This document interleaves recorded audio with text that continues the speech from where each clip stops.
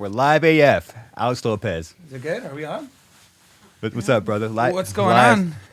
Live AF. Live as fuck today in Corona. It's actually Corona's on fire right now. Dude, so is it on fire? What the fuck's going on out there? Right when you get to like Yorba Linda, it's just like it. At first, I'm like, oh, it's like a Christmas lights or Halloween. Like, it's like this little strip. Yeah. Going, and it's just like it makes sense. It's kind of like the pattern, but yeah, it's. I was wondering. I'm like, it's like smoky today in like Whittier in L.A. I was just like, it's burning. This is like something's definitely burning on fire. And then as I drove out here, I'm like, oh, but I don't think it's houses. I think it's like a lot of landscape.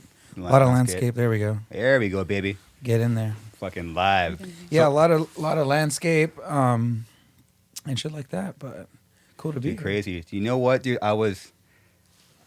Today I was just trying to look for dates of maybe like when we like announced something when you first joined the band, and I found something in May. It was May 2006. Fuck. So you're going on 15 years and being in this room jamming. Damn. Going on 15 years, dude. Yeah, I remember the first day I came in, I was intimidated. Yeah? Yeah, I was just like, Bodkins was like, oh yeah, the other drummer's here, man. Like, he's like, yeah, this guy's gonna go before you, or he just finished or something. Yeah, yeah. And then they're like, and this other guy's coming tomorrow, and I'm like, oh yeah, this is, fuck. I still gotta like try and do something. Yeah. And then, yeah, it worked out, really. We just kind of all clicked. Yeah, I remember, they were, Mark and Bodkins were trying out other guys, and I was in Orange County working. Yeah. And in the back of my mind, I was in no rush because I knew like I'm gonna show up when Alex shows up because I know you're gonna come in and slam. So like I was just letting Mark jam with those guys. I'm like, dude, Alex is gonna fucking slam it. Yeah. I'm not even fucking worried about it. I know. I was just like, you're gonna get in here. We're gonna play some Korn for a while. We're gonna play some Slipknot, and then probably play some anything else comes to mind. But yeah, it was cool. It was cool. I remember that day vividly. Yeah. Like it's after that we were here for like a whole bunch of other days getting ready for tour. Yeah. But I just remember like the first couple days the most because I was like, I was 19. So like now I'm putting into perspective. Little baby. Yeah. I was just like in junior college, and then I remember I like told my mom, and I'm like, Mom, I'm gonna try out for a band, and I need to like buy some shit. Like, can I borrow like $328? Sick. I need some pedals and some cymbals, and just to kind of update what I had, so I can come in here and not like have like, oh well, I'm working on trying to get some new pedals. I was like, I need them now. Yeah. And then it all worked out. Yeah, what was going on in your mind? Because I remember we SS played a show with one of your older bands in LA. Yeah. And I remember I saw you and I'm like, dude, I got to talk to him. I remember like asking you like, so you still play drums, man? Yeah. So it's just that instant connection, dude. It was weird. And just some backstory for the viewers. I met Garza in like 2000 maybe? Yeah. Because you were in Thrush, so the Showcase Theater in Corona. He was in a band called Thrush, and then they would play shows with a band called Antagonist, who I was like their fucking like roadie, pretty much. Like their, hey guys, you just want me to hang out, just stand in the corner and watch you guys jam out while I'm not in a band. And then I slowly got in a band, and then we started playing together. So we kind of met through that. And everyone knew me as a drummer. That's the thing. Yeah. And then guitar just kind of came like just guitar. And then, I was playing in the funeral pyre. And then you're like, do you still play drums, man? I'm like, yeah. But I did. I was actually still playing. Like, I got back into it because I took like a year or two off. Just didn't play that much. And then got into it, right? Like, and then literally weeks later, you were like, dude, let's fucking jam out. I'm like, all right. Yeah.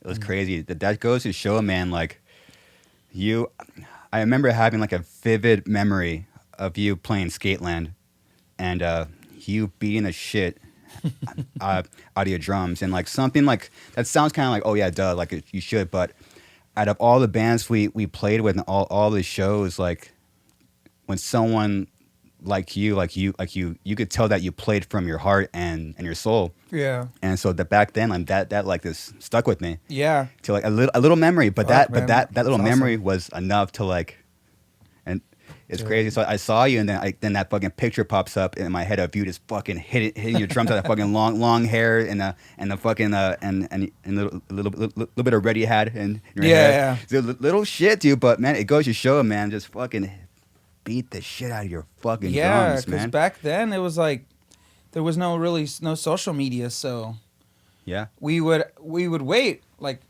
all week, pass out flyers, be like, I hope these people show up. You get this build, and then you can't check in anywhere. There was like chat rooms and stuff, but like I didn't know about that stuff then. But yeah, we'd wait, and that's why whenever like we'd play those shows, it was just like those shows were a lot more intense and a lot personal, like more. You're like you have to go up there and kick ass. Yeah. So they can come back. It's not like no one had cameras and video. Like people had camcorders, but it was there and it stood there, and that's it. Like very not so very often there was like videotapings of stuff. Yeah. Now like people can see you play and you're kind of like, oh, I still got to go and kill it. Yep. But it was a different kind of magic back then, which is, it can't be remade, but it evolves. So, Yeah, you're right. And it was back then the camera was our eyes. Yeah. And this I guess that just recorded in my memory. It goes to show just be fucking sick. Yeah. What got you into the drums? My brother Eddie, probably. As early as I could remember, he always played guitar. Yeah. So he's like 5 years older than me, and he was always into music. My family was very music orientated, and then I guess at some point when I was like,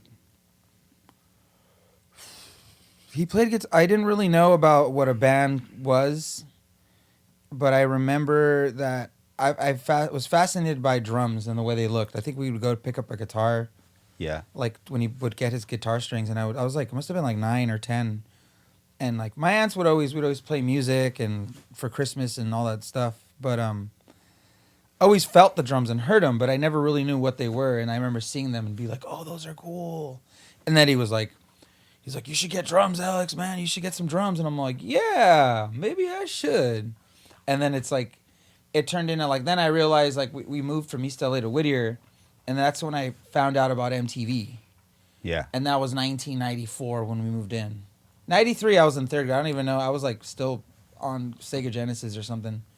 And then that crossover 94 when MTV was out, and I was like, Eddie was in Nirvana and Metallica, and we were watching like summer of 94 on MTV was like legit. It was like all these alternative rocks. Weezer was out, Candlebox was out, the Chili Peppers were out, Nirvana, like, and that's just like right when Kurt died too. So that even exploded even more. And Wow. once I watched music videos, I was over. And then I think one of the things that got me going was I liked the way Eddie's friends in junior high and high school, like I'd see like metalheads and freaks and like dudes in like small clans of rockers wearing like, Metallica shirts and all that. And I was like, that's like, I want to be one of those people. And I kind of liked it. And it wasn't until they were like, Woodstock, dude, Woodstock. And what the fuck is Woodstock? And it was Woodstock 94. And Chema, my dad, bought it on pay-per-view. Wow. And Eddie was right there watching it with me. And like some cousins would come over on some of the days. But that's the first time I saw what a festival was. And it was like 94. So I was like in 4th or 5th grade. So I already had a kind of concept. And then once I saw drums, saw someone playing them and what they do to a show, I was like, that's it. That's what I want to do. Like, that's what I have to keep doing right there. Like, and then it just went off to there, just kept playing. Wow, shout out to Eddie and your dad, a badass Chemo, dude. Dude, I know. Love Chemo, dude. It was just like, I think Eddie wanted to do it. My mom's all, Chema, order the pay-per-view. He wants to see it. I forgot it was on pay-per-view. Yeah. That's when, oh, wow. Back when it was on a little cable box. Yeah. Like with a wood paneling and a fucking keypad. It was the old school shit. I remember, I don't even know how he found out about Woodstock. I just remember he made a big deal. And we had those big ass TVs too, like the old school ones, that has 4 channels on it and big and fat. Yeah, it's just like a big magnifying glass. But yeah, we watched it, and I remember he listened. The sound on those things were always good though. sound on TVs nowadays, like flat screens, they're like hollow, but old TV systems, like they had some fucking balls in Yeah, there. you're right. They had like deeper speakers in Deeper there. speakers, and it Yeah. was more like if you're listening to a show, it had more fucking sound. You're right. So I remember I was like, why was it so much sound, like sounded better? Now you get like a, stereo, you get surround sound or whatever. But that did it for me. And then shortly after that, junior high comes, and then junior high was great, learned about everything, transitioned from like Metallica, Misfits to like the Korn and Slipknot and like, oh. But having friends along the way that were 2 years older, a year older, I was always kind of hip to what they found out first. So I remember like, oh, dude, we went to this show, blah, blah, blah, and we got this Slipknot tape. It's like, oh, I've seen that before, but I've never heard it. Like, how would I hear it? And then I remember listening to it and be like, I'm in. That's it. Wow. Scary, and this guy's screaming and rapping. What the fuck is going on? Dude, totally. How old were you when you first heard Slipknot? 98, 99. It was right before freshman year. Wow. Because I remember the first day of my freshman year, 1999, first day, Carlos was wearing a Slipknot shirt. And by then, I already knew who they were. Yeah. And the next day, of course, he wore like Limp Bizkit, Significant Other. And then, we wore band shirts. So I remember yeah. Shout out to Carlos. Carl, dude. Carlos Man. Garcia. Antagonist. Antagonist, man. They have a big, like they've done so much for our bands, dude. For us to meet, and now I didn't even know he got you into those bands. Yeah, he would always Cool. he'd always come, because I would get home from school, but he was my brother Ricky's age, so they would come walk from Cal High to the house. Yeah. And when you're that young, you're just like, let's put on MTV and this is some CDs, and like they would, to listen to CDs, and Yeah. you like figure stuff out. And I was just kind of like would show up from school and be like, hey guys. Yeah. We like learned about everything, and then like we started jamming together, and then kind of went after that. Wow. What was Mylan Sheath your first band? First real band, yeah. First real band, yeah. Yeah. Same thing. Just met a bunch of dudes at a house party that Antagonist played, and I remember that dude singer David was like, Yeah. "Hey man, you want to start a band? I want to sound like the Deftones and Taproot." Right And up your alley. Yeah, and I was like, yeah, and then I already wanted to start a band with Matt, the guitar player, and then I couldn't find anyone to play bass, so I hired my cousin Louie. Louie. And then I just talked to him on FaceTime like a couple nights ago. We're reminiscing. He's Beautiful man. Yeah, Lewis. But yeah, it was cool. And then just like everything else, I kind of like didn't feel like anyone in that band was like a real lifer. Yeah. I felt kind of like I'm just gonna do this until it fades away, because I know it's gonna fade away, but I'm gonna keep going after this. That's what's up. And then it turned into kind of being bummed out. I'm like, fuck, I'm a senior in high school, and we're playing our last show was with Suicide Silence. It was at Lyrics Bar and Grill in Riverside. Oh, Lyrics. And it was like your guys' third show Yeah. or something. I don't know if the cabinets are still there, but I forgot. It's written right there. I forgot about that. And I remember we were like, yeah, David was like, I don't want to be in the band anymore. Matt was playing with Antagonist at that point. Louis was like, me and him were clashing, just typical cousins. Like, we've known each other our whole life, and we're both like 17 and 18, and we're like, fuck you, I don't want to be your friend anymore. And then that's when I was like, well, no drums for me, and then took guitar on more. Yeah. It was easier to join a band, play guitar, because any band could have one, and if you have one, you could have two. So you're just kind of, you can't have two drummers unless you're like the Two's Melvins. better than one. Yeah. You're just like, okay, guitar, I can nail that, and then it kind of worked out, and it went from there. Like from the span of 2003 to 2006 was from graduating high school and to joining Suicide was just the craziest 2 years ever in my life. Just the fastest. Yeah. Going from like, how am I going to do this? What am I going to do? How do I get there? How do I get on stage? How do I play with Slipknot? Like, how do we do this? Yeah. And then I realized like it wasn't just you're there, because I remember like young and hearing like bands like, what was that one band? Silverchair.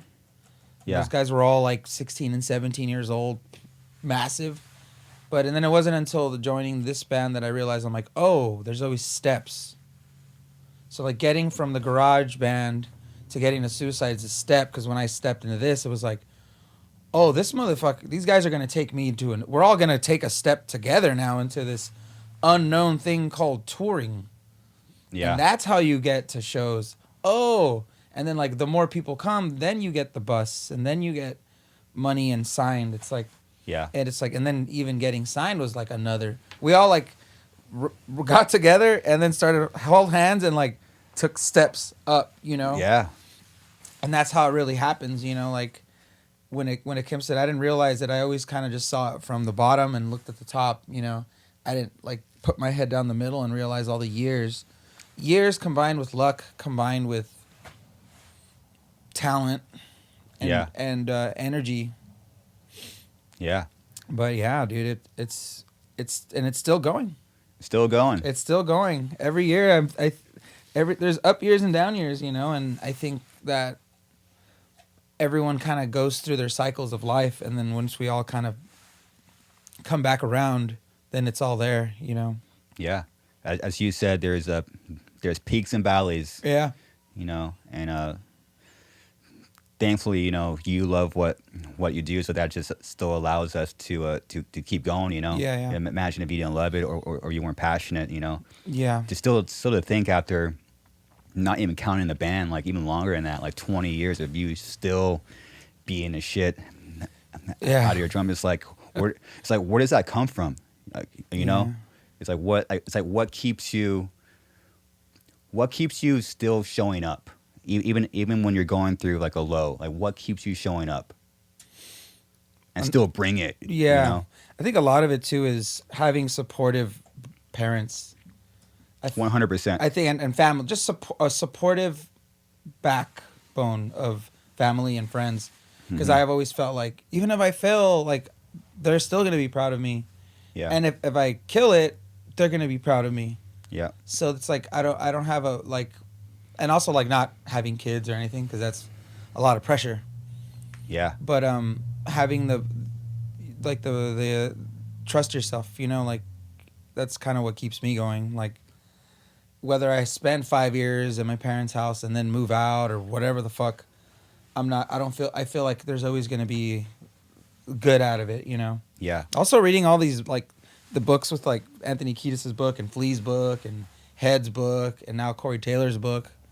Not reading, listening to, because reading is fucking. That dude, I'll be the first one to tell you that shit counts, man. Oh, dude, I'm proud. So I multitask.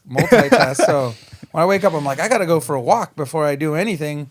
Yeah. And I'm like, oh yeah, an audiobook, and then I learned so much and taking care of two things at once, which is like, it helps me also not like procrastinate. I guess, you know, I don't. Yeah. I could listen to something that like. I could set a goal and be like, do this. I'm going to listen to this while I'm doing it. So yeah, it's cool. Yeah, you're just putting nothing but literally pure words and information to your brain and into your body, and it becomes a part of you, you know, and then it manifests in positive ways. So you know, someone like yourself, you get that hope, you know, it's hope, and you get like a little bit of light, and you're just constantly searching for something better, you know, because there is, you know. Yeah, it's cool. Relating to other musicians too, it's what's a good one for me. Like, you hear other stories of people going through some fucked up shit, and it's like, all right, mine's not so bad. Like, yeah, I got to get my head out of my ass, get with my dudes, and do something magical before we can't. And this year kind of made everyone realize how fucking awesome we had it. Yo, yeah. Like, I would play a shitty ass show in Raleigh, North Carolina, to 4 people, than to not play anything at home, you know. Now it's like appreciating all that stuff. Because now it'd be like, hey, you want to go back to the COVID days? It's like, no. Yeah, wait, no. Oh, never mind. This gas station food's great. Oh, yeah, I love it. Like, God. fucking, we need a new transmission. We'll get it tomorrow. We'll be fine. Yeah. Yeah, take a shit in the worst bathroom in the entire world. Yeah, sure, fuck it, love it, dude. Great. I miss it actually. Yeah, I know. I'll do all those shitty bathrooms, and I mean that in more ways than one. My God, in the middle of nowhere. And a lot of venues too that have shitty bathrooms are like, it's kind of like a little trophy for them. They're like, yeah, we know. There's like, it's clean. It smells like Fabuloso. Yeah. But there's just stickers and mildew, and it just like there's no door. It's legit. It's good, but it's just like it's really fucked up in here. But you really don't want anyone to be in here longer than like 2 minutes tops. They just, get out of here, dude. Who's fucking kicking down the doors? I never got it. What happened to what happens to the bathroom doors, dude? I think that I have to get fucking shit right now. I know. Kick that shit down with the fuck. I know. Just take it off. Worldwide too. This is a worldwide anger apparently. Yeah, it's everywhere. I'd rather. I mean, even like, I think when a bathroom doesn't have a door, it's because they don't want people to shit there. Oh. And if they don't, because when people shit, they don't. Not everyone is like can do it legitimately. Some people are mindful, but you'll get toilet paper stuck in there. You'll have poop everywhere and feces, and it probably goes to shit more literally. Yeah. Than a bathroom that just has like your cowboy saloon doors. Yeah. Where you could poop, but someone will be like, "Oh shit!" So you got to go really quick. Yeah. Oh shit. Yeah, oh wait. Oh shit. But it's different. Like in the UK or like Europe, some doors are completely full. Yeah. Locked, and it's like I feel safe in here. Oh, dude, when you get a full door and a full lock, dude, you are having a luxury morning. Yeah, man. you're just like, wow.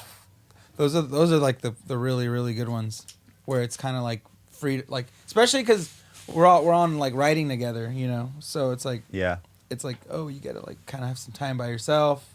No one's in here yet. I went into the venue, farthest room in the left, and found this girl's bathroom. And it's going to be a nice little moment here. Just wash your face after and peace out. Yeah, sorry, ladies, but we always tend to go into the girls' bathroom. Yeah, but I keep it clean. I know what's going on. I mean, it's not like we like don't flush, but I'm always a little bit more nicer. Dude, what do girls do in the bathroom? I was dishwasher at a restaurant, and every morning I had to clean. The worst part about that job was cleaning the woman's bathroom. I was like, what the fuck are they doing in there? The smell, I had to bleach the floors. It's like, dude, what is causing that smell? Sacrificing fucking raccoons in there. That's exactly what we do. Yeah. Oh my gosh. Dude, what the fuck? What was going through your mind when we started, when you started to see like these crazy tour offers, like, oh shit, like we're going on tour with Slipknot, or like oh man, we're like going from like clubs and the tour was like Slayer and stuff. Oh shit, like we have like an arena tour booked. Yeah. What was your thought process like? It was really cool because I was with you guys and we all went in together, and I think we were all kind of like no different than like the Beatles, like. Yeah. We're all the same age, literally. Yeah. And they're like, hey, you guys are going to do this now. And we're just all like, look at each other and like, fuck, that's awesome. It was cool getting into it with you guys. So like a lot of it was comfort, and I felt like security. And it's like the team, you know, getting higher up there. But it felt right too. Like I think we all kind of felt that way, where it was like this is our time to do what we need to do. And we know how to handle this. By that time, we were already like, you know, over 8 to 9 years deep of playing like we wanted to play in that spot that we were put in. Yeah. You know, we played every time we did so that we could get to that point and know what to do, you know? Yeah. And step it up every time. So it was kind of like, this is cool, and it's scary too, because it's like, damn, what's after this, you know? Yeah. But all those like shows with Slayer and it's just we all kind of got fucked after that. Like, yeah, oh, true. I met this guy and he's cool, and that's just happens to be the drummer of Slayer. Fuck. And then more people, more musicians, we started becoming more friends with them, and it's just like, I give up. Yeah, what was a moment for you that when you're like, oh, like is this happening right now? When you met somebody? Joey Jordison. Oh yeah. Yeah, we were. It was mayhem. We were out. It was like a little mixer going on, and Dustin from Walls of Jericho, who plays with Corey Taylor. Shout out. Shout out to Dustin. Yep. Great guy, man. He was like, "Hey man, what's going on? Hey, have you met Joey yet?" And I'm like, "No, I haven't." Like, yeah, I'm really gonna go up to him and be like, "What's up, dude? You know, I kind of heard of you." Yeah. I was like, "I'm not. I don't even. love you. I'll run away. Like, I don't know. Fuck that." What happened? Yeah, he took me in the room, a dressing room, and it was Joey's room, and he was there with Troy from Mastodon, Dustin, the drummer of Mastodon. It was like a bunch of dudes there hanging out, and he was like, Joey was really cool. It was like, "Hey man, what's going on?" Like, oh, Alex, like, shook his hand. We're like, he said, "Dude, love your band." I'm like, "Yeah, thank you. Oh, you guys are not bad yourself." Yeah. And then like I just remember they gave me like a beer, and I'm sitting there, and they're just all on the same wavelength, like laughing and talking about some shit I didn't even know about. Yeah. And I was just sitting there like, yeah, I don't know what the hell's going on. I'm like 23 years old. These guys are all like 30, like my age now. Yeah. And I'm like, fuck, I can't. Like, I get it. I'm just gonna sit here and appreciate this moment. And then at some point, yeah, I just kind of like was like, "Oh, well, you're cool." And I was like, "All right, man, good talking to you." I wanted to get out before I was like too much like the person there. Yeah, I was just like, "Yeah, cool." yeah. That's And then tough. like I had a beer, and then like at some stuff they were laughing, and right when it was everything was like, "Oh, cool," and I like did the whole like looked at my phone. I'm like, "Oh, should I? Hey, man, fucking cool hanging out with you guys. Fucking, I'll see you guys tomorrow. Later. See ya." Yeah. I was like, walked out. I'm like, I had nowhere to go. I had to act like, yeah, I gotta go. I'll see you tomorrow, man. Yeah. Just outside, like, just like, whoo, that was great. It's like, holy shit, that just fucking happened. Yeah. I think I ran over to find you guys. I'm like, I just hung out with them. Yeah. And meanwhile, I remember that. Yeah, everyone else is like, dude, like, meanwhile, I look out, and then like Mark's talking to the guys from Disturbed. You're hanging out with these other people, and like everyone's like, oh, I'm like, oh shit. Everyone's like, oh yeah, it's all the bands that played, no one else, and everyone's chilling here with their families and Yeah. hanging out. Yeah, those tours are fucking nuts, dude. I was just thinking, the first time I drank a beer and then eventually did shots and got drunk was on your 21st birthday, because you're 2 weeks older than me. So when you turned 21, I was like, oh fuck it, Alex just turned 21. Then when Mitch first started drinking, I was like, okay, that gave us permission to start drinking. Yeah. So when he was getting fucked up, I was like, all right, it's our turn.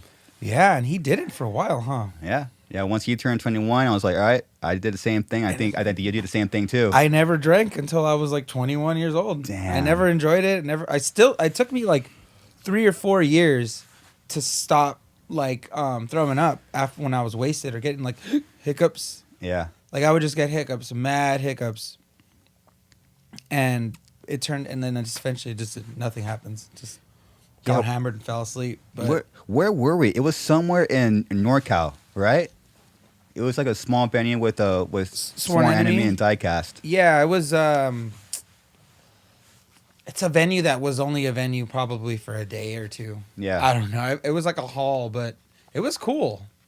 Yeah, I remember like Gabe was with us too. Fuck. Shout out to Gabe. Gabe Ochoa. Bean Trio. Yeah, the Bean Trio. Yeah. We did some other tours with them too, huh? Carcass? He might have did Carcass. Maybe Nile. Maybe it was the Nile one. That tour was a learning experience. Yeah. we never strayed away though from like there was no deathcore back then, so we toured with death metal bands that Yeah. there was no like we couldn't go on tour with like Fit for an Autopsy or Black Dahlia was out, but I think they were touring with like Testament and Creator, Yeah. So it was early. We kind of went out with anyone. Yeah, that was kind of like our unspoken mindset. Well, we just want to fucking play. Yeah. I mean, we're all like a bunch of guys that we were metalheads, but we didn't really play death metal, but we're all playing death metal. Yeah. Like you're not like a death metal drummer, but like you just It just kind of it's I kind had of to take that role in there. Yeah, and that's where your soul and your personality comes out. It's like you're like just playing what you feel like playing, right? I mean, Yeah, and it's kind of knowing that like the headroom's big, like knowing like you can like being in a rock band, you can't get away with some like death metal-y vibes into some blast beats and some crazy fills, Yeah. cymbal grabs and this and that's like. But if you're in a band that is like pretty much death metal, you could always chill out, slow down, keep it groovy, but then you can go up higher and change it up. So Yeah. it kind of is like shit. I can kind of like kind of its own thing, which is what like that style is. It's kind of like, you know, the James Brown. If it feels good. Oh wait, hold on. Yeah. If it looks good if it sounds good and it feels good, then it is good. If it feels good and sounds good, then it is good. Instead of like, I don't know, man. Some kind of quote. Play me something, but whatever it is, it better be funky. It better be. With that one song, what a sick, hard intro, dude. James Brown, shout out, man. Man, what a fucking cool guy. That movie, I don't know if you saw it. Have you seen it? Yeah. Oh, Great movie. So Great movie, dude. it's even more like it's even more of like a personal because the actor Chadwick Boseman. Yeah. He passed away of cancer and like same thing with Van Halen, just kind of like laid it on everyone at the very end. Like, Yeah. he's died from cancer. He's been doing this. He has had it for like 6 years. It's like, so he knew, but it didn't stop him from making good roles and stuff and serving the craft, you know, serving, you know, James Brown that way. So I was just like, dude, this guy's like not here anymore. His work almost becomes more sacred. So it was like really cool to see it. And the way he like took the role on, it's just like when Jamie Foxx did Ray Charles, that was fucking Dude. yeah. That was so heavy. Yeah, I didn't think it was gonna be cool. There's a Hendrix one out that I need to check out. Yeah. I need to check all these out. I got a long flight tomorrow, so probably download some shit. Yeah, Hendrix, I think, is the one that, like, he didn't really get, like, a sick movie, you know? Oh, I see, yeah. Yeah. I mean, James Brown got a legit movie, sick actors. Yeah. I mean, yeah, you know. But you don't really hear people talk too much about the Hendrix. But, man, they should make a fucking sick Hendrix movie, dude. It's like, it's just such a hard personality to, like, you know? It's hard. You got to find that right guy. Yeah. It's tough. And it's like the right person next to having a team of people who also have the say so, like, you know. Yeah. Not judges, but basically like the production, you know. So it's like, oh, well, I like this guy more. I like this guy, and it's like a board of production for the movie are like, oh, well, we have to figure out who's it going to be, you know. Yeah, you got to have a sick team, as we come to learn. Yeah, to find it. Yeah, everyone, you got to have sick teammates and your teammates, you know. Yeah. I mean, so it's so crucial.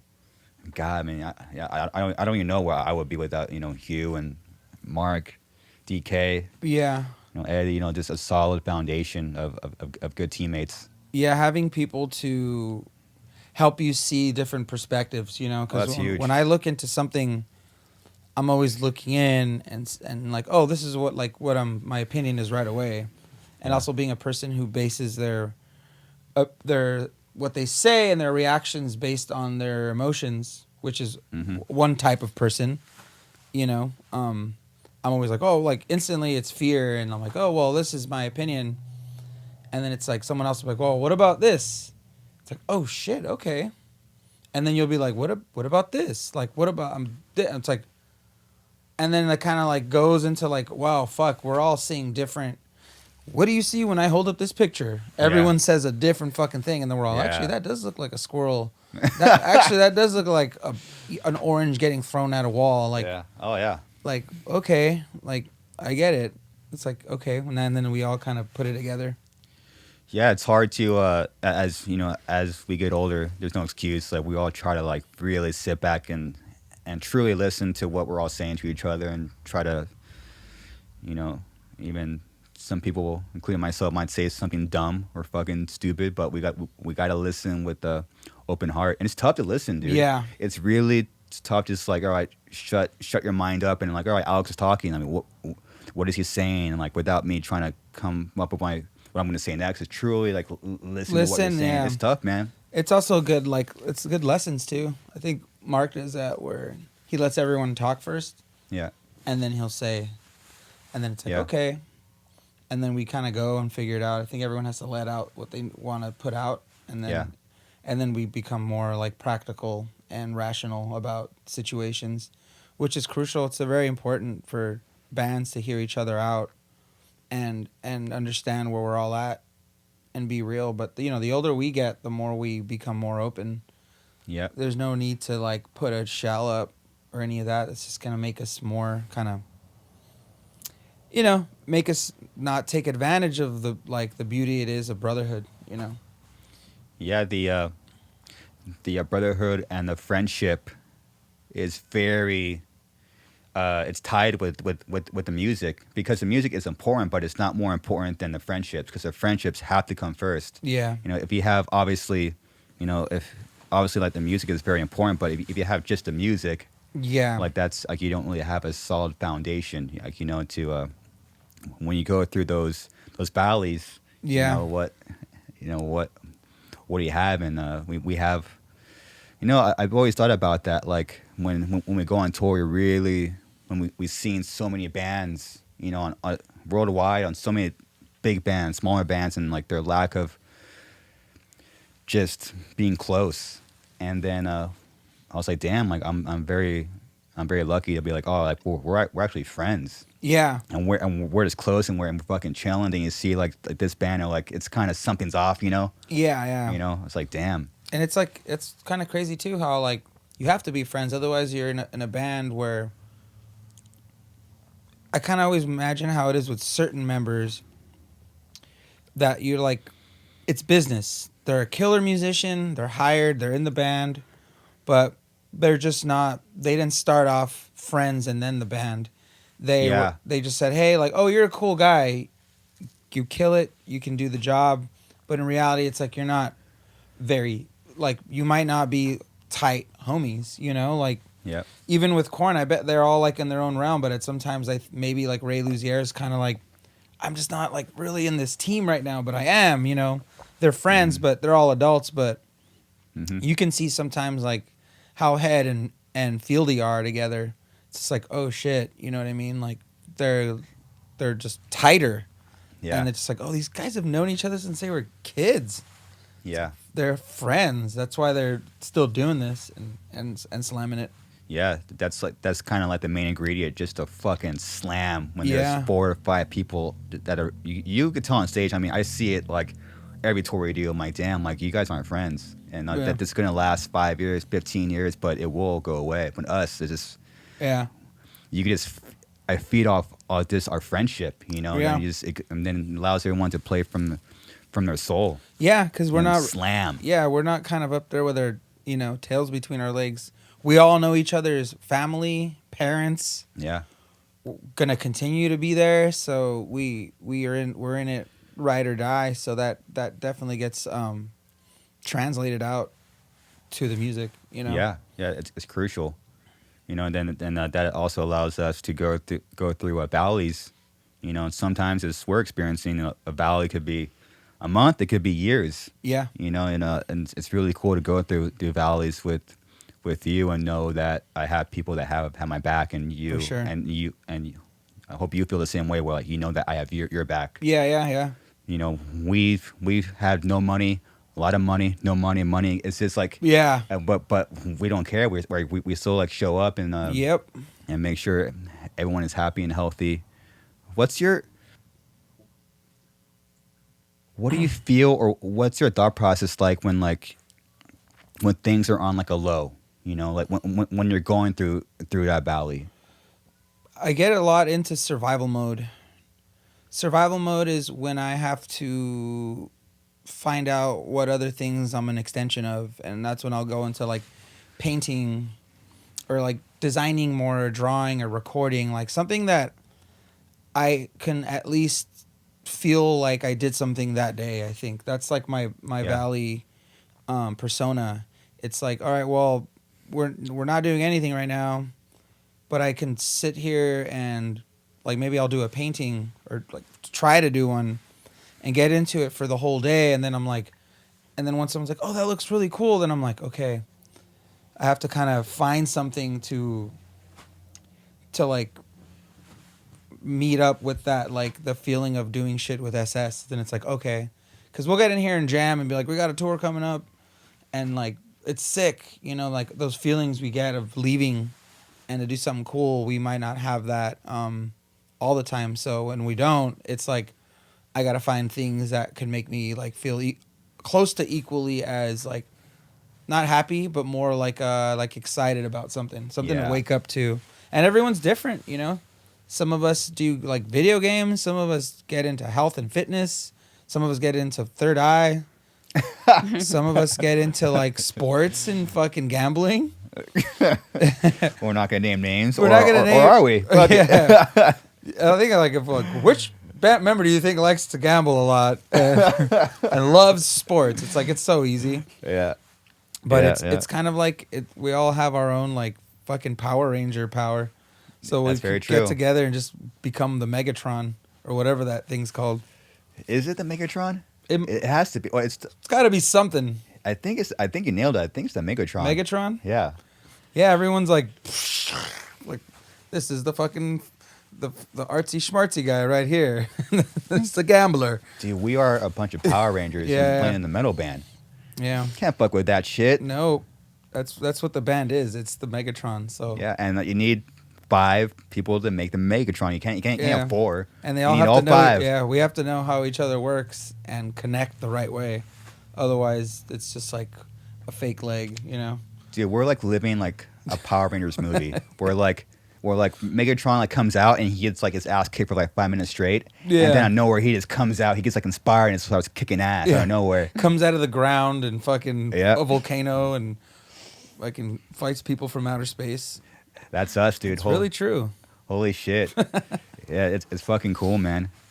What was it like going into rehab for you? What was that process like for you, and then what made you do that? What made me, I guess the whole situation was kind of like, I kind of always wondered how things would be, like as things got more. I guess like it's something that happened because it was supposed to happen, and I was always wondering like, when am I gonna like chill out on getting really fucked up and depressed and like hurting myself or breaking shit and becoming destructive and feeling like anger problems and emotional problems and getting mad at people for not understanding how I feel or assuming they don't know how I'm feeling and using that as like a means to express myself in a negative way. It was basically, I mean, where I was at in life kind of pushed me there. Just toxic relationship. Both of us, not just one, you know. Combine that, and that's like admitting that is one thing too, and then being like addicted to drugs and alcohol, and like being like, I have to do this in order to go there. It's like, why do you have to do anything to go anywhere? It's like, I have to do this. Like, I'm so bored that I need to, and then it just turns into like numbing myself all the time, and then it just into that moment it snapped, and then it's like, fuck, I had an ultimatum pretty much with my parents, my mom, which was like what like God did to me, you know, like said, hey, like just like music was presented and kind of like not forced at me, it was meant to be, you know. So when it was like, hey, you're like, you got to get out of the house. You're out unless you go to rehab. And then I was like thinking, I'm like, well, I can like probably get a place or move in somewhere. I could find a room somewhere. And I'm like, but that's not going to solve the problem. You know, I could live at a buddy's house for a fucking year and continue my shit. But at that point I kind of realized like, I need to get away from this relationship and people I talk to. I think I was like, I need to get away from this girl. And then it turned into even more shit after that. And then I'm glad it finally went away. I needed to see if I can actually do it. And then I really wasn't scared or nervous because I felt like I was doing the right thing. I felt like this is what I need to do. I'm going crazy. I'm going nuts.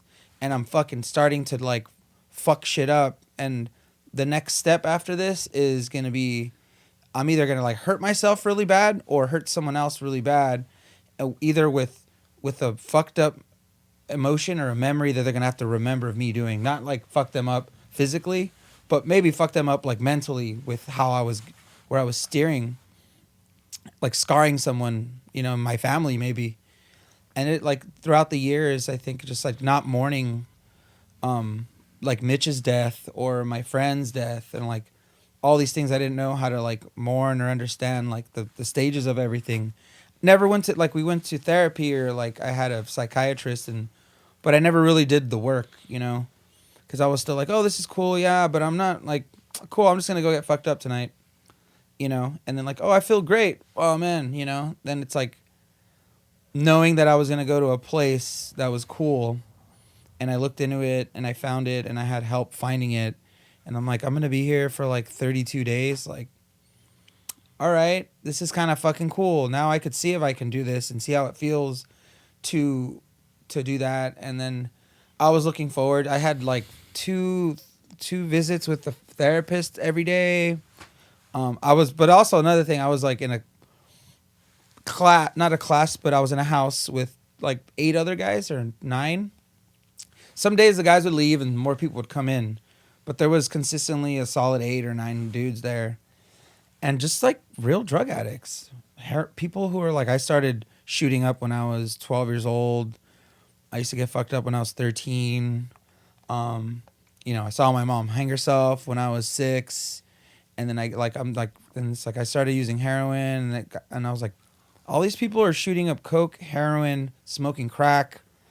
And at first I was kind of like, fuck this shit. You guys are all drug addicts. I just drink and that's it, And then I later realized like I was starting to get into after the post shock of like being there for 2 weeks, and I realized like we're all the same. Like my addiction is no different from that dude, because that guy, like, everyone's here for the same reason. And then it kind of like I learned some really cool important tools in there, and it's like I don't even like that person was like. It probably took almost a year since I've been out to really understand where I was a year ago. Because I think I do things in years. Annually, I'm like, am I this person? Like, something could happen 6 months, 7 months after, and I could kind of get it.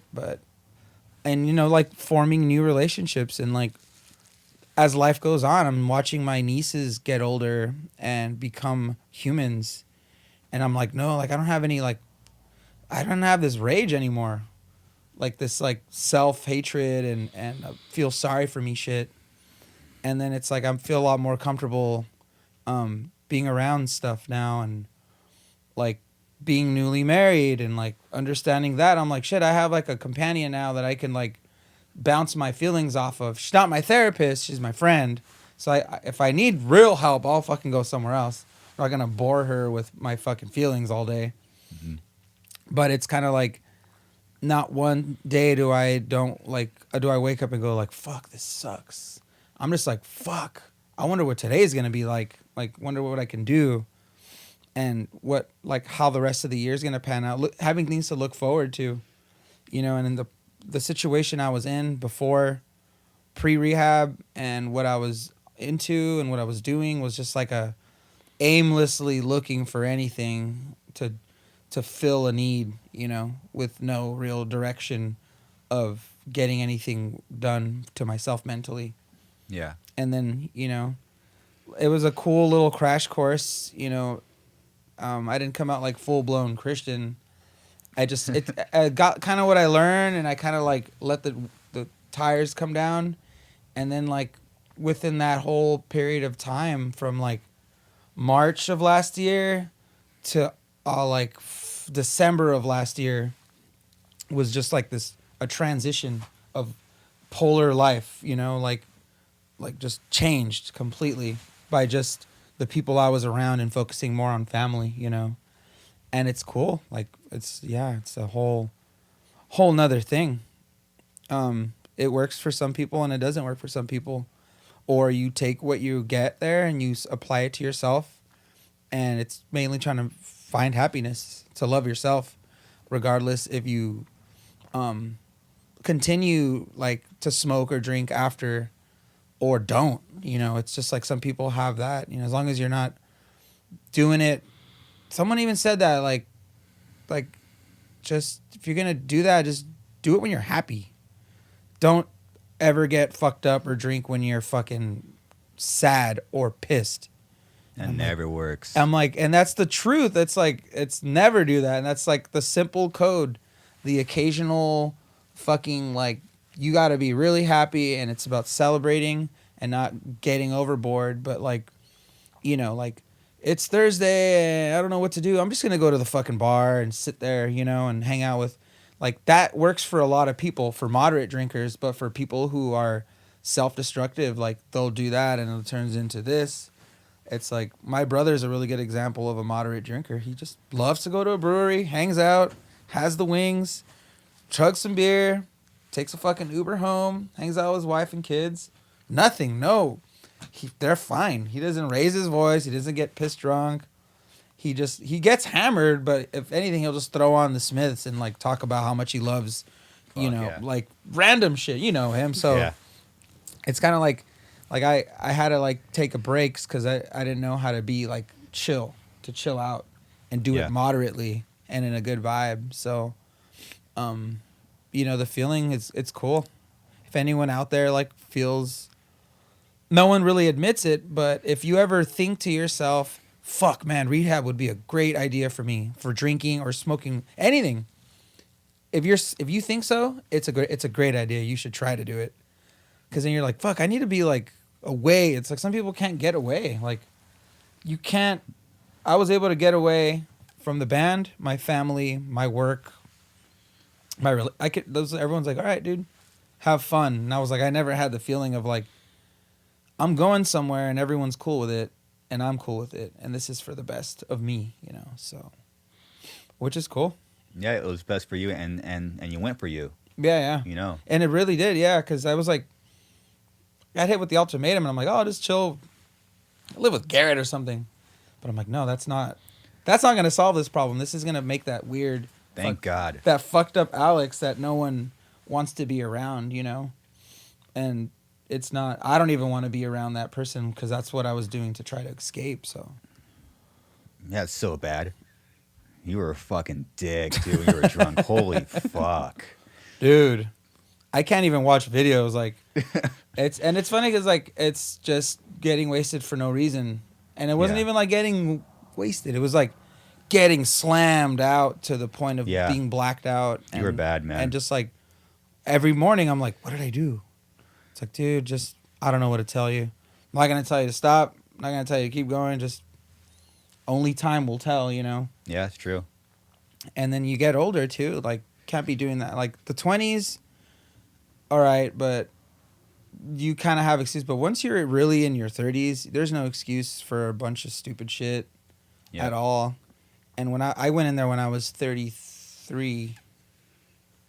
No, I was 32. So that was kind of like 31. Okay, 32. You need to get your shit together and stop putting this burden of your drama and your shit on other people. And to help you get away from that, you need to like quit your stupid habits. Yeah. How you been feeling after? Like when you got out, what was that like going back out into the real world? It was kind of like if I got abducted by aliens and people found out I was raped in the butthole. Like everyone treated me like, hey man, what's up? How you doing? Yeah. Like it's like I'm still me, but yeah, I get it. Like I didn't come out like getting too. It was normal, and then it kind of like all the chemical imbalances in my brain started like flowing, and then I was on medication. And that's tough, dude. And that's why it takes like how many days to create a habit? 31. Yeah, so like right when I got the change of habit, I came back to real life, and they wanted me to be in there 3 months, and I should have done that, but I probably would have came out total like religious or something. Yeah. Probably, I was like already like, you know what? I'll go to church. This is pretty fucking cool, Yeah. except for the savior thing. But I'm down for the whole vibe. Yeah. I had to adjust, and it transitioned. It took 2 months to get into a new habit while you're adjusting to your new habit, and then so on. And good thing we were busy, you know. Yeah. Kind of made me realize like what I want to do, what I need to do, and slowly the bad like the stuff that shouldn't have been in my life kind of crumbled away, and then new things happened after that. Yeah. So and then that was a new adjustment of like, wait a minute, whoa, it's like someone just took some shackles off me, and I'm like, I feel cool. I'm not like stressed out over this person anymore. I'm just like, oh, it's like all this positivity, you know. Yep. And family there, you know, family's crucial. We're lucky if we have them. So like that's kind of what always put me up there. Yeah, you got a good support system. Yeah. You know, yeah, you almost lost your family, you almost lost your band. Yeah. And it's a Yeah, it fucked sucks. up feeling, dude. How was that like? Like I know we had those conversations. Like we went to like Rock and Brews. Yeah. And we had the meeting with you and me, Mark DK. Like, all right, well, you gotta like retry out. Yeah. For the band, because honestly, I never really wanted you out. I was kind of going with, you know, I kind of had my hands tied. Yeah. No, it's understandable. But things were going so bad, and, you know, and then we've, you know, read so many stories and heard so many about our favorite bands not talking to each other and communicating. So we didn't want to be the cliche, so we fucking met in person and talked it out. And what was that like? I had to really put a lot of faith in the universe around that time. I didn't it was like going to the principal's office and you don't know if you're in trouble or not. You just know that you have to go and pay the piper, you know. You have to go and not bullshit, be real. Because then also it's a thing on myself too, like, wait a minute, like, do I want to do this? Like, can I do this? Is it worth it to keep doing this with these guys? Like, if I'm out, is that going to be worse with them or is it going to be better? Like, but what else am I going to do? Like, I don't really want to do anything else, you know? And I think that's like, we haven't even written our best shit yet, you know? And it's like, we have so much more things to do. And we were all kind of in a different mindset too then, again. True. With what was going to break us on top again. And we were all kind of just putting it together. The feeling of that was, it's hard, it's crazy, but it's the kind of shit I needed. I needed to know you need to know what you have, what's at stake, so you can feel the heaviness of it, like the feeling of not having something that you took advantage of, not advantage, but took grateful, like, what's that word? You took for granted. There it is.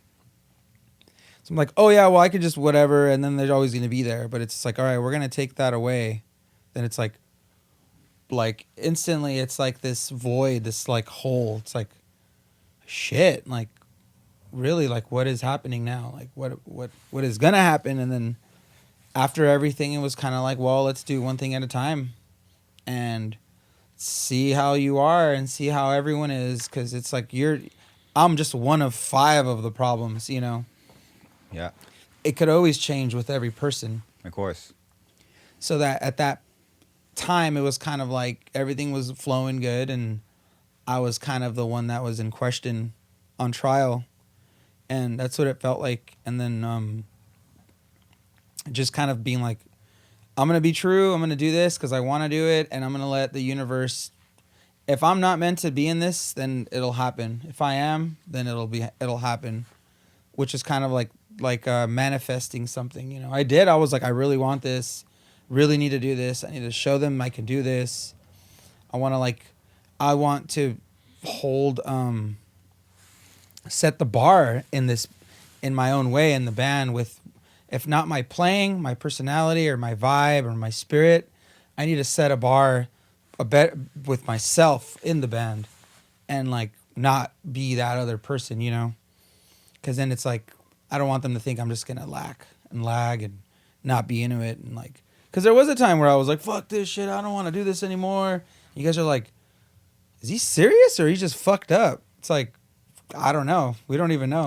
I don't even know who that guy. No one knew who what that was person. going on. Yeah. In tears, pounding whiskey, punching walls, crying about not making money and not doing shit and still living with my parents, and like it just like all would come out, and everyone's like, "Well, fuck, dude, we're there too." Like, Yeah. like look around, man. Who are you talking to? Like, it's just kind of like venting, and it's like you guys saw some shit where you're like, "Fuck, this guy needs some help." Like he needs to help himself, but he needs to take himself to that place, and the universe brought it. And then I showed up with my bags packed, and then did some work, and anything that I can do where I can kind of close myself off from the world and focus on myself and little things. I'm just like, oh, that's like I wouldn't say a rehab, but it's more of like a continuing this like treatment of like just self-love in general. Because I don't know what next year is going to be like, but all this time home and this time I could keep by myself, I can use that when we're on the road. Yeah. Yeah, that's a weird time, huh? When you're post rehab and you're trying to figure your shit out. It's like, oh wait, do I want to keep playing drums or do I want it? It's like this weird. There is this weird confusion time when you stop everything cold turkey, like your brain's trying to rewire itself and your soul's trying to like reconnect with you. It's a weird time. So you were going through it, man. Yeah, I was like, what I wanted to do was far off from what I was able to do. And it was just like this. Yeah. And a combination of introducing new chemicals in my body, like fucking gabapentin or anything, all the meds they had me on, combined with all the old ones leaving. So there was like two different things, two different motives, and one was getting this shit and one of them was leaving. So like my body was going through a transition. Yeah. And that shit's not like, it isn't like getting over a cold. It's like getting over a death. Like it takes months to feel and be like, wait a minute, yeah, maybe I just need to chill, you know? And it's like, no, but I don't. Like naturally, spiritly, I'm like, I want to just get right back to it. And it's like, nope. So it's like, that's what a lot of people told me when I left. They're like, just take it easy, man. Don't like try to do anything. I'm like, oh no, we're going to finish writing and we're going to go in the studio. We're going to go on tour, man. It's all, this is just whatever. I'll be good, man. I'll call you guys. We'll fucking Skype some shit. And it's like, nope. Yeah. Just what you thought? Nope. Yeah. Everything was a nope. Yeah. The only thing that was a yup was like getting to go back home and be cool with my parents again. After everything. That was like the only one that the only real thing that was like, well, I have that and I need to start there, you know, start from the bottom again. And then keep it cool. Yeah, you come first, and then it's your at-home family. You know, so it's cool that you really took care of it, the shit that really mattered to really make yourself heal. You know? It takes a while, man. It's such a weird when your brain's trying to like rewire. You know, it's so weird. And then like remember when I first stopped doing drugs cold turkey, like just going out to shows was weird. Yeah. You're like just going out, wait, so I'm not going to get fucked up right now? I'm just like watching the band. Yeah. You know, like and people are coming up to you like trying to buy you shots. And you're like, no, I'm cool, man. It's like you're just like, it's such a weird feeling. Yeah, yeah. It's like, ugh. But you got to do it, and you fucking did it. Yeah, it's interesting. Shit just goes by faster. Yeah. Like when I'm like completely sober, it's just like if I do go to a show and I'm like not going to smoke some weed or something, I'll just be like, oh, the 30 minutes goes by real quick, you know? It's like, or when everyone's like hammered, it's like this time goes by really, really fast, you know? Yeah. As opposed to like when you're partying hard, you're just in the moment and 1 hour is like the best hour of your life, you know? Yeah.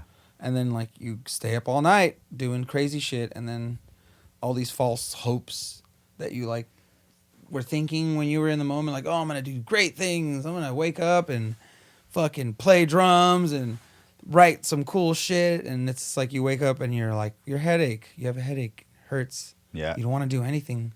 You're older. You're gonna want to just sit around and feel like a loser because you told yourself you were gonna do a bunch of shit that you're not gonna do. Yeah. And that's like the worst feeling. It's like, fuck that. Dude, it was a trip for, to be in this room jamming with you for the first time, and that Alex Lopez, that young Alex Lopez, come in here and just wanting to have fun, and just slam, hitting the fuck out of his drums, and then 13, 14 years later, being in that same spot, coming in, seeing what you got, and slowly. Obviously, like you're aware that I'm aware, like it takes a while for you to like come back, Yeah. But to see like those from an outside looking in to what you were doing, seeing like Alex Lopez truly come back, Yeah, and like man. just coming in, setting up your kit, like with kind of nervous, and then as fucking hitting your drums as hard as you can.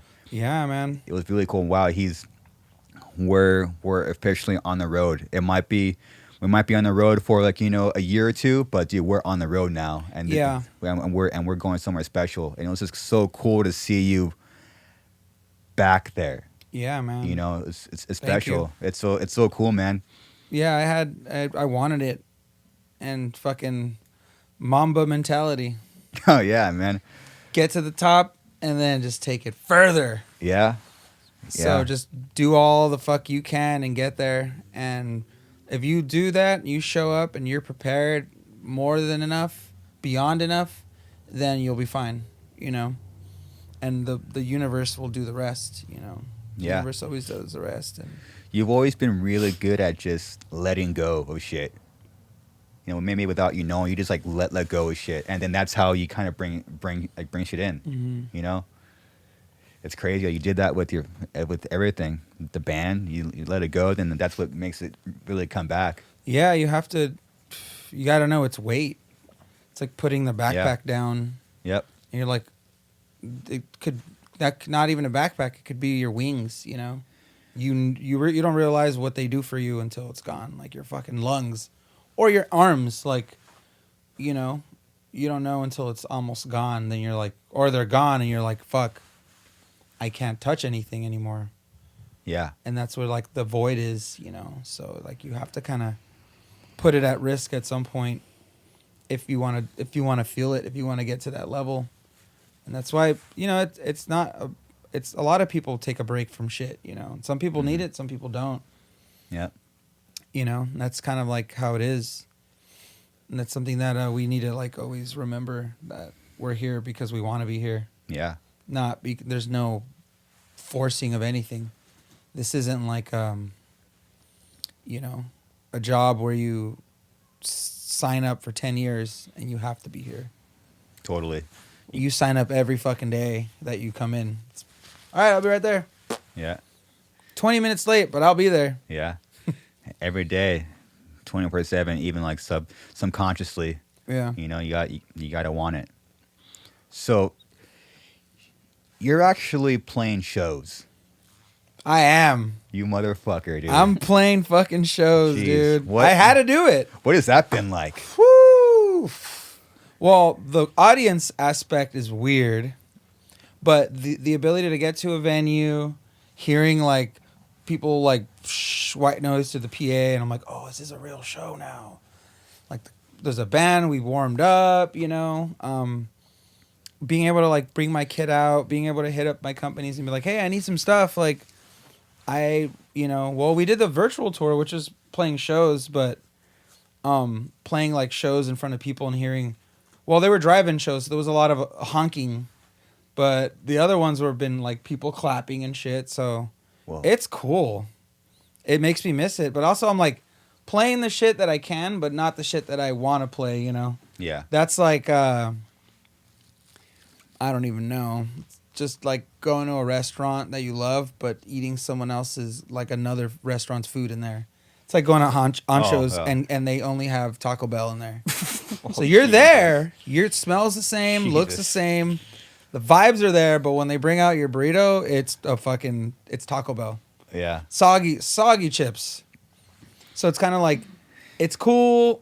It's great. Yeah. Not going to say anything bad, but damn, it's like, it makes me miss like us going up there and playing our songs to people who are going to be there to receive it and sing back with us, you know? Yeah. Yeah. Mosh pits and stage diving. So it's just like, it's something that that's not fully there, but it still feels good to play. I have to at some point. Like, I'm glad that stuff came up, you know?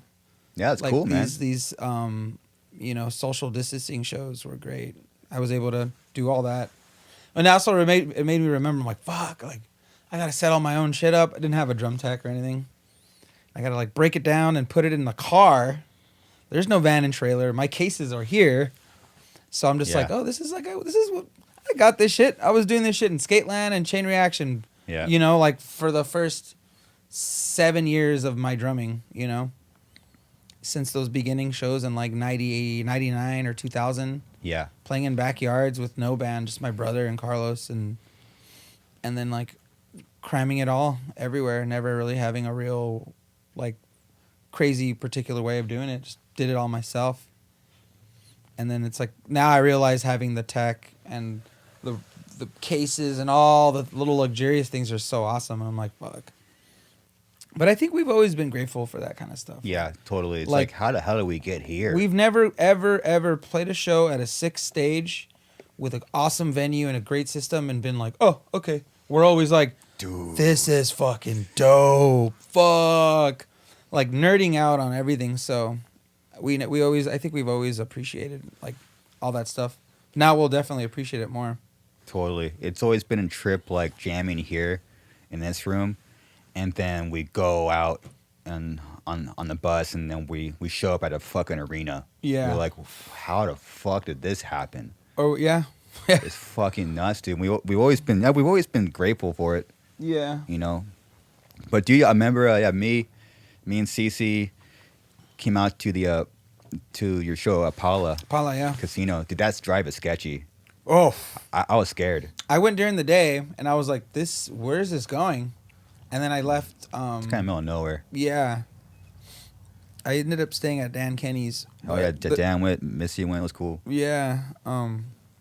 Thank God they lived so close because I was so beat. And then yeah, like that's just canyons. It's like, is there any? And then the phones don't work. So the phones don't work. And you have people. This blows my mind, dude. Why do people drive like shit? Like you're in a sketchy road. The people behind you are like trying to drive all fast. And I'm like, dude, what are you? This is a sketchy road. And you want to drive all fucking fast? Like they're just like it's fucking, a 6-year-old kid driving. Jesus Christ, man.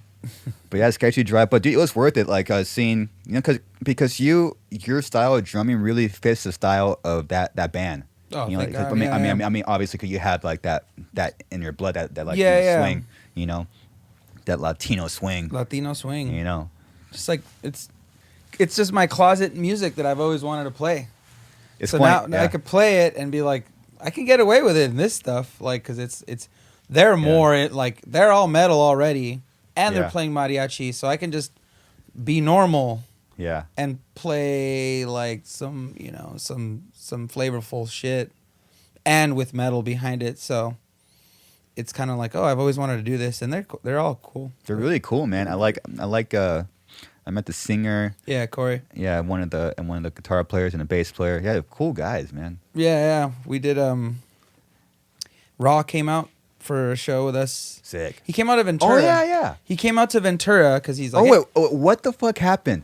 All right, so we played the drive-in theater in Ventura, California. Yeah. And then I had been talking to Raw because we did a video for the internet, a Michael Jackson cover with Eddie and Carlos. Beautiful. Yeah. And then Raw's like, yo, I'm going to come out. I live in there. You know, I live there.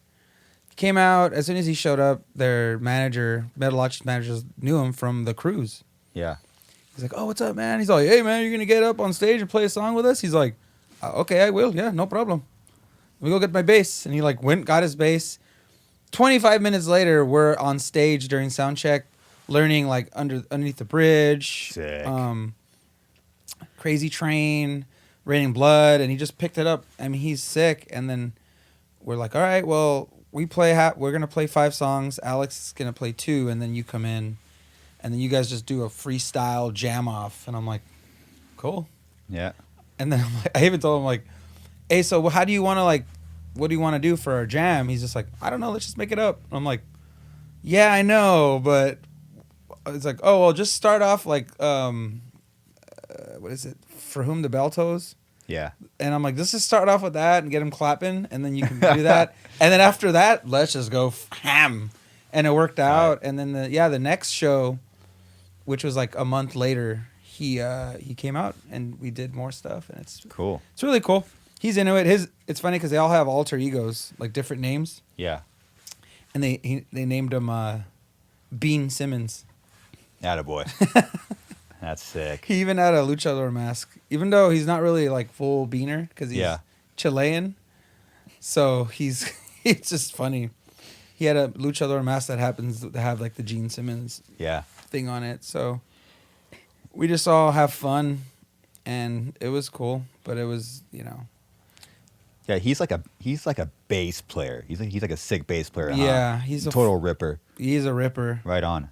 He knows like he can play almost every style. And it's crazy how many people he's like just homies with. Like just, oh yeah, Flea and fucking Chad Smith. Fuck. Trujillo. Well, of course you know Trujillo. Damn. You're in sick. his band. Yeah. Like, fuck. You're super cool. Yeah. But he's like humble. He doesn't even know. He's just like, yeah. He's suicidal, man. Yeah, he's just like, whatever, dude. Like, I don't know when this is gonna end. I could get in a car accident and my hand could be gone. Like, yeah. That's his whole vibe. He's beautiful. He's super humble and nice. Wow. And just like, all right, cool. It was good jamming with you. I want to meet him. Yeah, and jam with him. Be sick. You could probably get him in here. I could. I'll let him know. All right, we'll fucking jam. Yeah, freestyle. Yeah. So he knows like Under the Bridge and stuff and like everything. Oh yeah. He knows everything. Oh dude. I don't even know how to explain it, but it's like another one of us, or like a Carlos. Like love that. Just like play an Offspring song, boom, knows it. Damn, I love that. Hit me with a random this, It's like play Suck My Kiss. Yeah. Like a bow, bow, oh, yeah. He knows like every heavy. every Pepper song, all the Metallica. He just knows a lot of, and he also knows a lot of like traditional shit. Like he can play almost any Rush song. Like, he's like that's okay. Yeah, he's beautiful. He's just one of those. Yeah, it's like love that. Yeah, he's rad. Yeah, he's a cool dude. So he should definitely get in here. Dude, hell yeah. What was up? Because I saw that picture, and I got kind of jealous. You're like, they're fucking killing it. Fuck both of those guys. What? Do you fucking trash your drums or what? The white the white set? Yeah. Oh my god. Oh, I just pushed him over. Okay. Yeah, no, I didn't. Like at the very end, I was like yeah, and I was just like, bloop. Oh, okay. And they just went bloop. Okay. And like they didn't, like I didn't break anything. I already knew that I wasn't getting, like everything was like pretty easy on that stage. It was like if I were to push them over in here, yeah, they just fell. The riser was like a foot long. Yeah. So nothing got bent, nothing got tweaked. Nothing. Yeah. It was all. Yeah, like, that's I mean, we destroyed like the other shit, but man, that's your white kit, dude. Oh, I was yeah. like, what the fuck's he doing, man? Yeah, no, they were fine. I pushed them over like in a way that they kind of like just like clustered together. Yeah. And they like fell over, and then it looked more than it looked on like pictures and stuff. Dude, it looked like I destroyed it. I was like, whoa, no. No, I literally nervous. I just pushed them over. I think I unplugged my trigger. Yeah. Pulled my snare toward me, and then pushed the toms over, and then everything just kind of like fell down, but not like nothing crazy. Nothing got chipped. Dude, how the whole thing happened with like destroying your drum set? How did that shit start? You did. How did what the fuck happened? One, you definitely were a strong enabler in that. I definitely enabled, probably. Yeah, you're like, dude, I'm just gonna feel it, and I'm fucking doing this, and I'm like, I mean, I like that too. I'm down too. Shit, if you do it, that means I can do it, and then we can do it, and it'll get done. And it got done. And it got done. So we were. I'm trying to think of the first time. What happened? I think you took your guitar and you threw it across the room in here. And then like we were like, what the fuck? Yeah. And then you're like, it was a part of the song. We were all getting down and jamming. We're all in the zone. And then I just see you like fucking get it, and you just fling it through, and I like went through your cab or something. And I was like, maybe he's like having a bad day or a really good day. It was a good day. Yeah. And then I realized it later. I'm like, oh, and then we played a show where I don't know, but you had done that. You were playing, and then you started going to the kit, and it's like going in there, and it was cool because it like clink everywhere, and like it's like, you know, it's throwing a bowling ball through some pins, you know. And then after that I was like, well, fuck, if he's gonna do that, then I'll at least push him over, so you're not the only one just like going nuts. And then I think we had the conversation where like, all right, let's just do it. Let me get a kit. And then you're like, I think you got a guitar, or you were getting guitars that you can use for that expression. Yeah. For that, you know, that stage vibe, that like that production, that the whole thing. And then we just dove into it for a whole tour. I had to explain to some people recently, like online. One guy's like, do you have like 2 kits, or how does it work? And I explained to him how we do it. I didn't tell him your end. Yeah. I just told them like how I do it with drums, and they're like, "Oh, okay."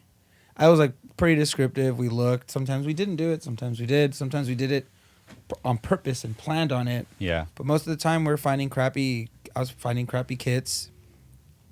Not crappy, very very cheap, great old kits. Dave Grohl style, man. Yeah. And then we just started going for it, and we did like Russia that way, and then it just started evolving until like, you know, not to say it might happen again, or it might not, but it might or might not. Like, I don't know. I think who knows? if it happens, it'll be like, hey, this show is going to be sick. I found a kit on OfferUp for $120. I'm going to get it, and we're going to fucking do some shit today and just go for it. And then, you know, it'll be that. You know, not the white kit though. Yeah, the white kit's a fucking special. It's kit, funny man. how drum sets are. They're like good guitars. Like the older they get, the more expensive they become. So like Thomas Star Classics, like mine, the Maple. I don't even know. It's like worth like half more than it was now, just because they just everything's serial number. They paint it once. That's why it's like when you try to order something from a company, you're like, oh, do you guys make the clear ones? They're like, no. We did that like 4 years ago. They're done. So it's like, wow. Oh, wait, they're scarce. They're limited. They're not smart. Yeah, I'm like, that's how you're able to do it. Vintage gear, man. That's a thing. It's a vintage gear. Yeah. No, let's just charge double. Pretty Fuck much. it. Someone will want it. Oh yeah, of course, dude, totally. But yeah, that was fun, dude. Good time. Yeah. The only thing it was cool. The only thing that was the downfall was, well, having to figure out if the kit worked the next day. Oh yeah. But the tones, when drums are not nicely tuned and balanced and arranged properly and positioned with good mics that are going to be there tomorrow, the live tone suffers, you know. Like, totally. I've heard some, I'm like, oh, it's just kick, snare, and junk. But then I've heard like the kit when it's all mic'd up and nice, it's like, oof. Crispy and great, and everything's nice, and you're not cheating your fans that go there who want to hear you play some really good fills. Totally. You know, you need those loud, ringing, tuned toms. No different. Like, it's like going up there and playing your set with 2 strings. Like, you're literally like not playing it. It's there. You're playing it, and you're playing it right, but you're kind of like robbing them a little bit of what the full thing should sound like, you know? Yeah. I wouldn't like to see. It depends what kind of band though. Nirvana, if they did that, fucking who gives a shit? But if I go see like Deftones and his kit doesn't sound great, I'll be a little salty. Yeah, of course. I'll be a little bummed out. I don't even get mad when they play the songs wrong or end them early. Yeah. Or start choruses where they don't go. Yeah. I'm like, oh, you wrote it. You could do what you want. But if the tones are shitty, then I'm like, fuck you guys. Dude, how was it seeing Abe like side stage when you're up close like that to one of your idols? It's such a crazy experience. It's nuts. I love it. There's nothing like it, and every time I'm there, I've watched him side stage like 5 times in my life. All of them by chance, always by chance, literally always by fucking chance. Yeah. You know, I was like, oh, somehow I get on stage, and somehow I work my way by a drum behind the side. Yeah. And it just happens. I just get there, and it works out. Yeah. Even the last show, Dia de los Deftones, I had my pass, and as I was going in there, some guy that was the stage manager knew who I was. We knew him. He was like, I forgot who he toured with, but we know him. He's like a Mexican dude. I don't know who he toured with though. But anyways, he was there, and he's like, "Oh, what's up, man?" I'm like, "I just want to watch." He's like, "Yeah, get over here." Yeah. I'm like, "Fuck, here I am again, watching Abe Cunningham." Wow. You know, shred and play good. It's inspiring, and it's kind of like, it just gives me so much hope to see a dude who's like relatively older than me and just happy. And he's himself, and he makes people who love his style happy, you know. Like, yeah. One of the other ones was when we saw Prophets. Tom Morello was Right there. You were on the stage left, Monitor World, and I was stage right, like Bass World. Yeah. And I was just like, I remember watching him play, and you're just sitting there like, yeah. Mark, he fucking saved me a spot right in the front of like the board. He was like he came like not over. Like, dude, thank you. Dude, and you had so like right there at Tom you had Morello. the spot. Thanks, dude. Mark. Yeah, I know you were like, dude, so sick. You were like 5 to 6 feet away from him. Like you were so like weird when they're right there. And it's like, and he's kind of a tall dude, you know. Like I didn't know what to expect when I would see them, but they're like, they went hard, and then after that, it was just kind of like, what can we do now to possibly like desensitize us to any form of like being like astonished when we see someone? Like I have to see Paul McCartney now, like in order to feel anything. Like now if I see like Prophets again, I'll be like, oh yeah, I saw this before. It's like I've seen Metallica sort of close by and recently, and I'm kind of like, I think if they were to walk in a room, I wouldn't be starstruck, but I'd be like, this is fucking dope. Yeah. But like now it's like, it's got to be Paul McCartney or like Courtney Love or something where I'm like, whoa, that's fucking, like we saw Billy Corgan. Like, it just keeps going. Yeah, it keeps going. I don't know who the fuck I can see or meet now besides Dave Grohl, of course. I always feel this way. Do you ever like struggle like you know what? I don't belong here. I always feel that way. I'm like all the time. Like when you're in like those rooms, sometimes you're like, I don't belong here. Yeah, what the fuck am I doing here? Yeah, because I'm not about to be like fake to get attention to people. Totally. I'm like, I have nothing to do here. This is not for me. Yeah. But I think one day it'll be our time to be there, you know, like in somehow a way, because it's like those rooms are like these are rooms for like Scott Ian and Charlie Benante and fucking singer from this band, like rock stars, you know? Yeah. Or people who have been around like playing forever. Yep. And if we're in there, it's just like, fuck, dude. Like, fuck. Damn it. But it's also when we're in our realm, you know? Like, if we do like a death metal or a deathcore festival with like Chapel and all these other bands, and we're all having fun and chilling. Yeah. And there's a band there, it's kind of like, what are we doing here? Yeah. Fuck. They're just like, and I always see that too. It's like, it's okay to feel like it's not your area yet, you know? Yeah. Because that'll come eventually. Yep. Yeah. Some crazy shit. So congratulations on being married. Thank you. Second one in the band to be married. Second one, dude. How are we feeling? Good. I'm about to see her in 2 days. If they let me in. Wow. I know I had to get all kinds of shit in line to go, but I'm ready. I'm gonna spend the holiday seasons over there and That's great. start a new chapter. It's so crazy to have a feeling of not knowing what's gonna be like. Like Yeah. I think last year I kind of had like, oh well, I'm gonna like be home with the family. It's cool. I was still with her last year, like talked, and then now it's like I'm gonna go to another country. I'm not gonna understand anyone. I'm gonna like now it's actually kind of cooler. I kind of wanted it. This is another rehab, like not a rehab, but like a out of my comfort zone. Like now I could kind of focus on more health and fitness, not being in my house where there's so much temptation of everything. So like fucking food is a motherfucker. Oh yeah. And it's just like so whatever. Many cookies. Yeah, you've been there. So it's just like I was there today. Yeah. Yeah. No. Little do you know. It's just everyday struggle. Yeah, so it's kind of cool now. I can kind of like, I'll probably work on more art now. I've just been recording lately and playing and music, and like, that's it. And then now I'm going to be like, well, I got a little interface with some speakers and I'm going to get a guitar out there.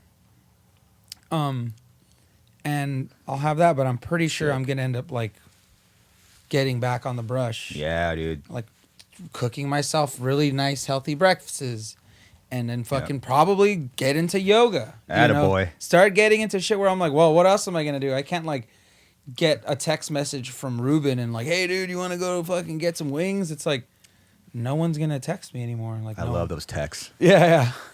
Anytime anyone wants wings. So there's no... Yeah. I'm kind of forced in a situation in a good way. That's good. To change my routine and create a new regiment that's in favor for me to do to express in a positive way, and that's also like so when I come back, I'll feel and like hopefully feel a lot better in the things that I've been lacking in, so I can kind of put that energy now back into drums and do that. That's great, man. Even though I'm only there for like 2 months, it's gonna feel like a long time. Yeah, dude, that's awesome. But I have one more question for you, because I know you got a crazy day tomorrow. Where do you see? Only because obviously we're still in a worldwide pandy. Yeah. We got a pandy going on still. Where do you see? Where do you see music going? Where do you see the industry going?